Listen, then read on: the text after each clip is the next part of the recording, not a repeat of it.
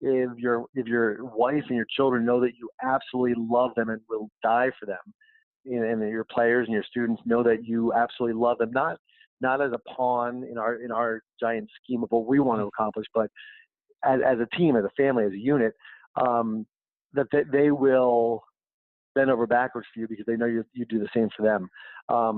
When I applied for the coaching job in Bedford, it was funny because this is back in New Hampshire. I remember the principal and the athletic director said in my first interview, they said, if you do get the job, how long will it take you to build a successful program? And I remember saying to them, within 3 or 5 years, we'll be in the state championship. And they both laughed at me, and I'll never forget it. And it wasn't a demeaning, and it wasn't like I had to prove them wrong. It was just a naive statement by myself. But it came to fruition that it was our fourth year that we made it to the state championship. And I think that's something that, it could be said for anything in life, that more often than not, people will live up to the expectations you have for them. If you tell a young child over and over again that they're going to fail at something, they're going to start to believe that, and that they'll have more shortcomings than they will successes. And I think for the players, we had an energetic staff. We had a staff that was willing to work hard and sacrifice and lead by example. So when we told them that we were, and I think every coach in the nation says this, we tell our young men, no one's going to outwork us. We're going to train harder and smarter than everyone else. And I think you should. I think you should tell your players that, as long as you're putting in that work to make sure it comes true. So we had that success, and our first year we went to the state championship, or the first year that we made it to the state championship in Division III. We the following year got bumped up to Division II, and so that was kind of our backs against the wall from square one once again. But we welcomed the challenge and made it to the state championship that year. And then our first year going to Division I, my still to this day the greatest athlete I've ever coached in my 20 plus years was a little kid, 165 pound, adopted from South Korea.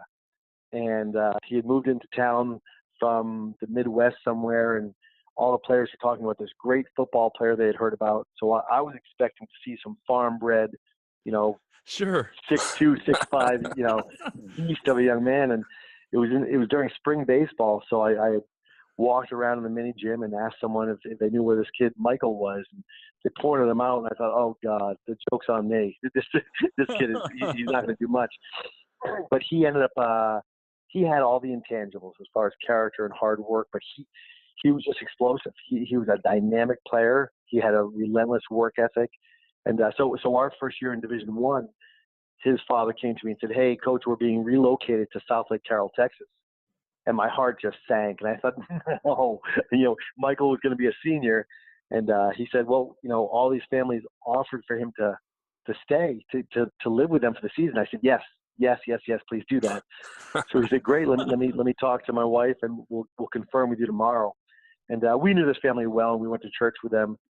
So he called back later that night, and he said, Coach, just one more question. And I was elated once again, because I thought he was going to be with us for the season. And he said, if it was your son, what would you do?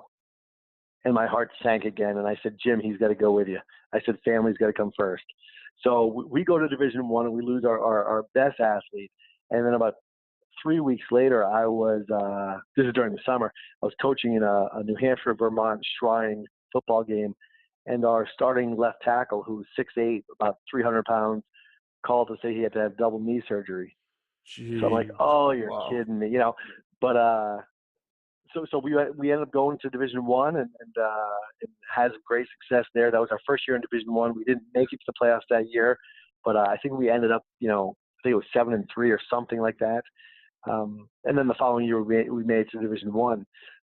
And I think the fun thing for me has been, with all due respect to Texas football and California football and Florida football, having coached now on both coasts from New Hampshire and California, it confirms for me more and more that football is football, no matter where you are.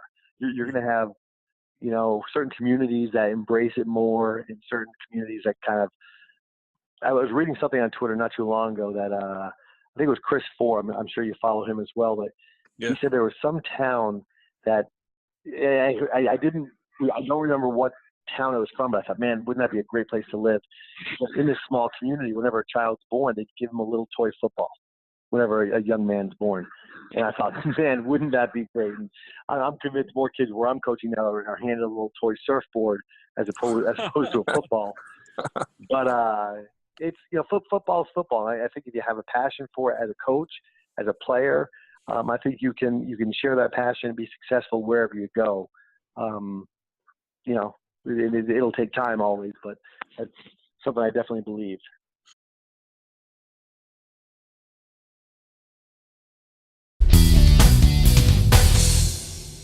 It's interesting for us because where we're at, we have about 1,800 kids in our school right now.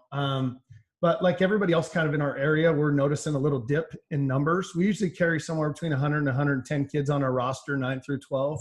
We're dipped down below 9. We're 95 right now, 90. So we get kids that we mold what we do to them. So what we started with when we came down, and our OC does a phenomenal job. He's probably, and I've been around some good ones. This is not hyperbole. Kyle Snell might be the best wide receiver coach I've ever seen.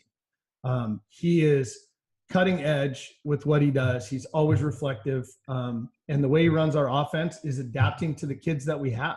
So we'll run 20 personnel like crazy.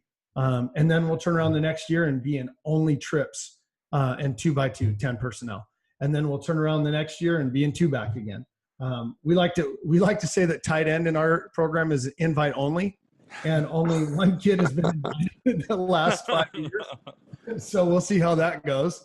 But we throw the ball all over the yard. I mean, I would tell you that in the last 2 years, we've thrown for 4,500 yards combined. So, and our kids are completing 65% of their passes. So it's pretty impressive to watch. We've had a new quarterback every year for the last 2-3 years. For the last 3 years, we've had a new quarterback every year. And so it's just molding those kids, figuring out what works in the system, simplifying it so they can just play. Our base fundamental piece is the greatest, how do I say this? Probably the most positive correlation between winning and losing is speed of play in high school football. If you can play faster than your opponent, who is the guy that was on for the guy from Warner Robins? I was just listening to you guys talk to that O-line coach. And Coach Timmerman, yeah. Yeah. He was talking about his centers like 5'8" on a good day, 220 pounds or whatever, 5'10", 220 pounds. It's like, yeah, if that kid plays fast, man, it's like Randy Hart, the old D-line coach at Washington who retired from at Stanford, was his last gig, says all the time to me, like, Donnie, you can make up for technique by just having an incredible motor. And so we try to push our kids to play super fast. So our offense is built for that speed. Now, I'm not telling you we're going crazy Oregon tempo. We run no huddle because we don't want to have to be right when we break the huddle. We want to be right at the line of scrimmage. So that's where all that started. And so what we practice, our whole culture of our program is designed to promote that style of play, both offensively and defensively. I would tell you that I think I added it up one day. We script, say, 70 minutes of group and team time, offense and defense, because we have kids that go both ways. So we might have a heavy offensive day and a minor emphasis defensive day, but 70 minutes of scripted group and team time.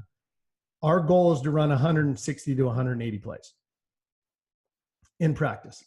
And so if you divide that in half, our kids are getting a game's worth of reps every single week. Because you're dividing them in half, right? So 180 reps, 90 on O, 90 on D, twos and ones, that's 45 and 45. And then the next day they get their other 45.